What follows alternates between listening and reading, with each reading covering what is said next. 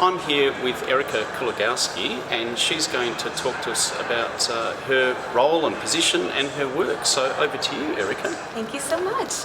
I'm Erica Kuligowski, and I'm a Vice Chancellor's Senior Research Fellow in the School of Engineering at RMIT University.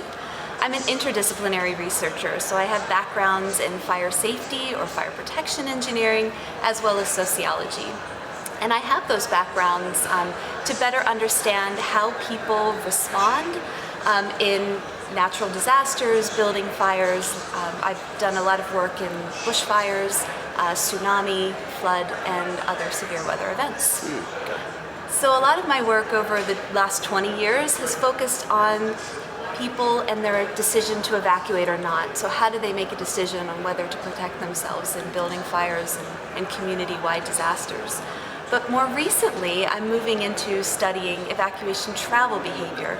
So how do evacuees, once they've made a decision to evacuate, use the road network? Where do they go? How do they get there? What routes do they use? And what are the intermediate trips that they may take that don't lead them directly to safety, but maybe to other things, helping family members?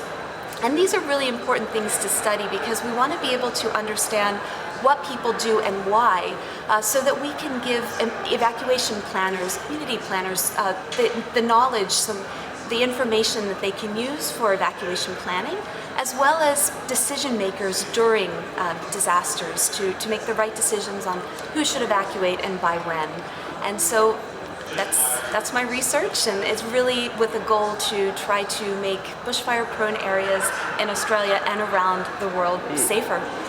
Really great. Thank you so much, Erica. Look forward to seeing how the work progresses, and maybe we can check back in again when you've moved things along a bit more. Sounds great. Thank you so much. Excellent.